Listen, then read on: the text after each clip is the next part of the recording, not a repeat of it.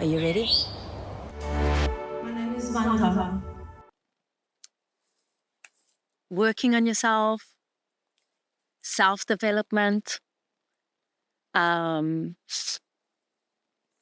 work, the path of the journey into yourself.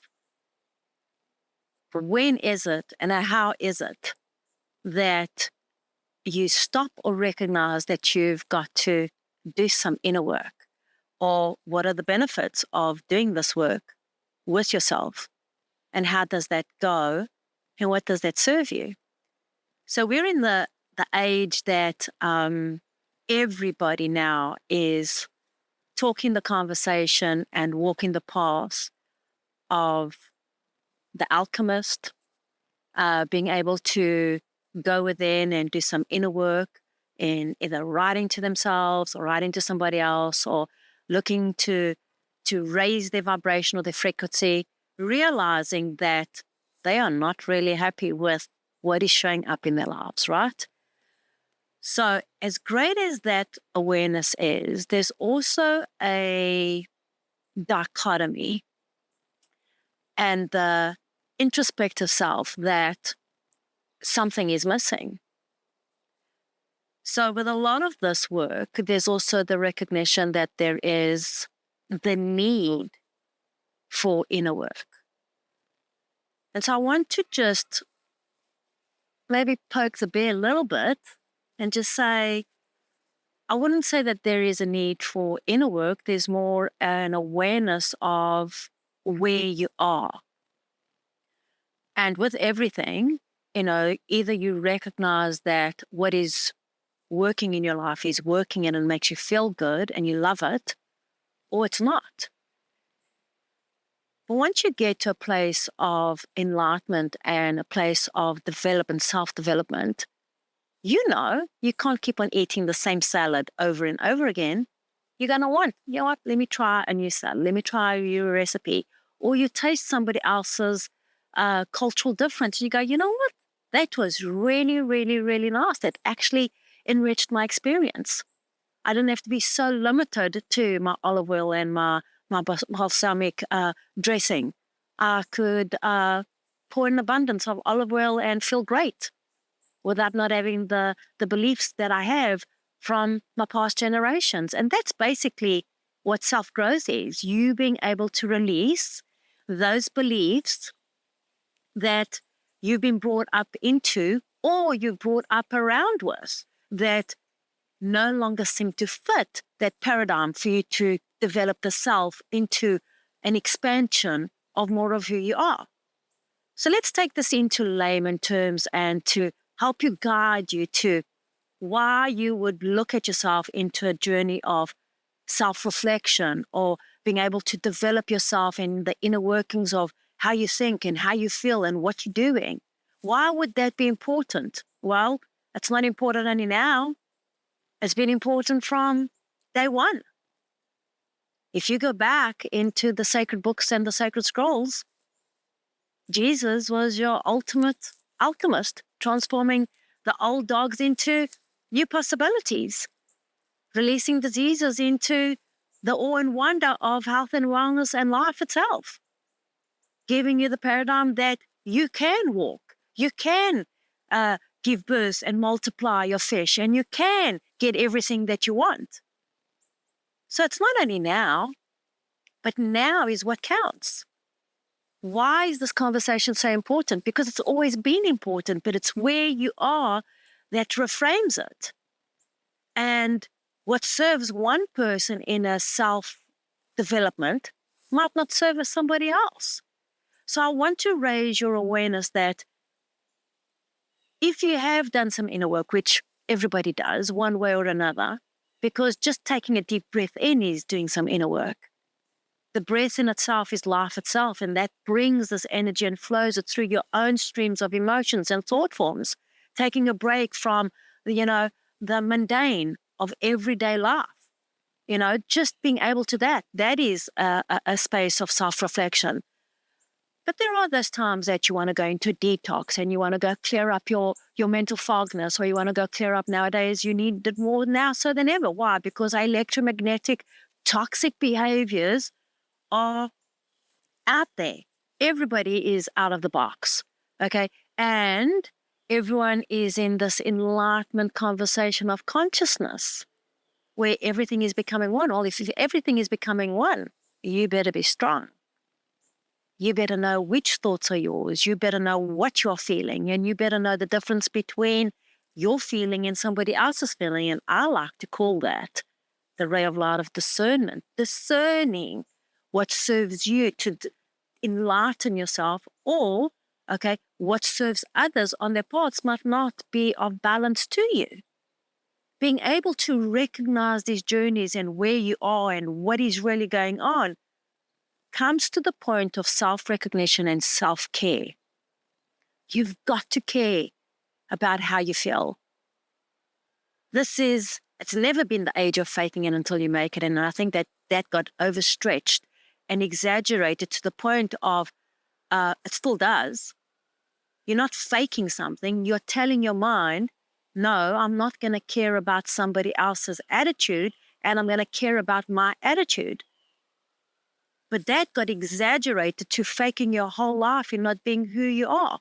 So sometimes you have to say, you know what? I'm going to sidestep, and I'm going to be somebody that pulses more of my feeling and knowing what makes me feel good. I'm not going to fake that, because you can't fake what doesn't make you feel good.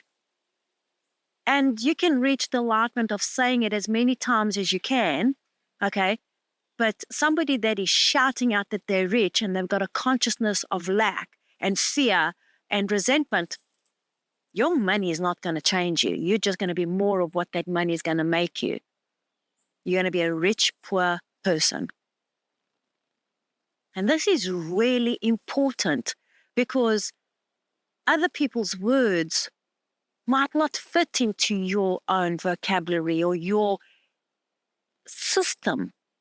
You have to listen to the self, the body, the mind, the energy, the flow of all of that, because that's important. Understanding what self-care means is taking care of how you think and taking care of how you feel and taking care of the journey that you go on. Going on a hike that's going to take you through the mountains filled with copperheads and roaring bear grunts and, the possibility of any spiders, and breaking through those fears might not be timely if you haven't taken care of underlying and undercurrent fears of your own, because all you're going to be doing is stressing out your own ability of success and mastering your ability of equilibrium whilst going through those spaces. If you know something is going to make you fearful or angry, don't avoid it, but don't go into it. Be aware. That's called now self-growth. Be aware of where you are. Because adding the poisons to the poison pot might not be the antidote that works for you. Some people can do cold turkey. Some people cannot. And what works for somebody and what works for somebody else might not work for you. The author of somebody else's life might not be your author. And that causes you now to take a step into your own personal awareness and your personal growth. You've got to be moving through your own grid. Allow your thoughts to evolve. Allow those truths not to be truths anymore. Allow those emotions to shift. But the path of self-development takes an introspective of understanding who and what you are. You can only reach that potential and be on that path of enlightenment when you are giving yourself the vision and the permission of that vision being met by something that you truly want, not something that you fear.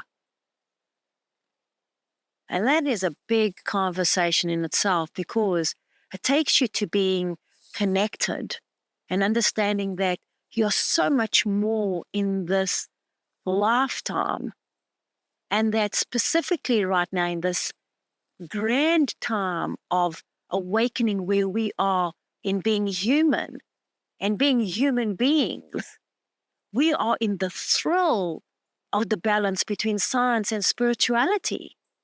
We're not in the dark ages. We're in the ages of enlightenment. We're in the ages that how I connect to myself matters mostly to me, but it does have the opportune exchange and ripple effect to impact somebody else. So when you're conscious and aware that you're having a bad day, then it's time for some self-responsibility, okay, in this grand age of awakening, that you take care of that emotion so that that emotion doesn't become somebody else's tsunami or emotional breakdown because they're not as strong that you might have been through your own experiences. So if we all do just a little bit of inner work and just pause more often and discern a lot more, which are what I call your rays of light, then you're able to hear the signals from the universe corresponding with you and giving you the signs and the signals, okay, of this non-physical interaction of the true alchemy that we are all in search of, which is our higher potential and self that lives in the space of becoming. This is a significant time on the planet, and you and me and all of us as human beings are being that. But in those moments that we choose not to be that, then we need to be responsible. Not in the blaming game, not in the anger games, okay, not in the hatred games, but responsible for maybe the ugly energy that you shared along the way. Learn to maybe fake those smiles a little bit deeper, that you do get to smile and feel that again. Maybe what you need to start faking is fake how to feel good. You know, fake it that you are actually in love with yourself, and fake it that until you're not faking anymore. If you are going to use the faking syndrome, which is clearly out there, but you want to pay attention. Because if you're trying to smile and you can't smile, then that is a passage you want to go, not to go look back why you're not smiling. You're not smiling because you don't feel like smiling, or your thoughts are not of smiling effects.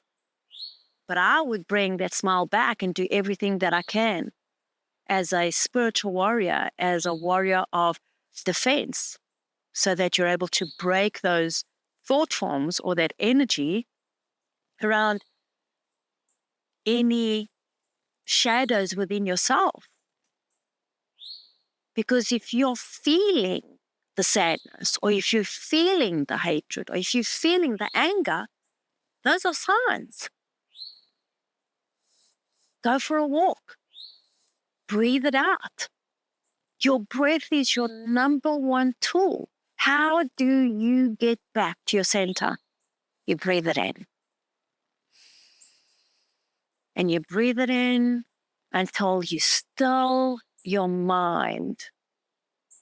You breathe it in, and you keep on breathing it in, and you breathe it in again until you get stronger and stronger and stronger in that breath that moves you and inspires you, and that reminds you that as you're breathing in, you are internally developing the energy and the strength, okay, to choose that path of enlightenment and not that other path of confusion or doubt or fear.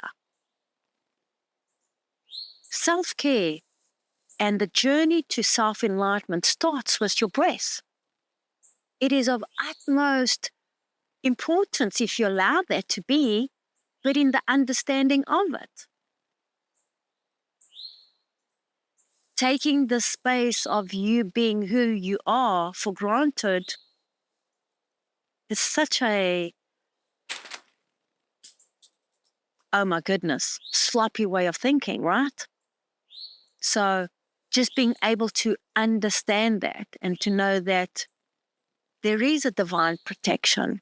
There is a shield of benevolence around you, because that is life force energy. We're just here as the ones experiencing all the things that are possible. So learn to be in your life and growing as you're living. I'm seeing so many people withdraw themselves from their lives to clear it all up. You've got to be doing both. You've got to think, you've got to feel, and you've got to do. And you've got to breathe as much as you've got to eat, and you've got to live, and you've got to experience, you've got to laugh, you've got to cry, you've got to do it all. This is the age of diversity, the richness. If you can only be happy by yourself, well, then you're going to create moments that you're going to believe that you're only going to be happy by yourself. If you cannot be centered in this true center in the storm of chaos, well, this is what this planet is about. It's teaching you how to do that. Learn to strengthen that. And the way I love to share that, to give you that muscle, to share that spark of frequency and light, to strengthen your connection, is to understand that you are the oracle. You're your past, you're your present, and you are your future. You are the one that's creating it. You are the one that's determining it. You're the one that's making it. You're the one that's going to pulse it. You're the one that's going to take it away. You're the one that's going to give it. You're the one that's going to do whatever it is. But when you're not in tune and when you're not in that alignment, then you're out of it. And that's how simple it is. The path to self-development is knowing that every day counts. And we're supposed to experience it all. Experiencing sadness because you are sad. Experiencing anger because you are angry. This is your emotional body giving you signals that you're alive. You're part of diversity. You're part of the biggest elemental and etherical and spiritual, and the mathematics and the sounds and everything is orchestrated to serve who you are being in that moment. So self-development is you being able to know that you are developing. What? The muscle to be stronger, not weaker. Development is that you're progressing. So take a snapshot of where you are. Is what you're doing allowing you progress? Or is what you're doing you taking you backwards? Have you become more judgmental? Are you becoming more angry doing this introspective work? Or are you just focused on the past? Are your therapies helping you? Because if you're still in the conversation of the past, then time to wrap it up. And you can do that this quickly. Progress is all about you being on your journey of self-development. And for you to be developing yourself, you have to be aware of who you are. So today, just take that breath in. Understand that you are a human being becoming who you are in this present moment. So make it count. Stay good and stay strong. My name is Vanda.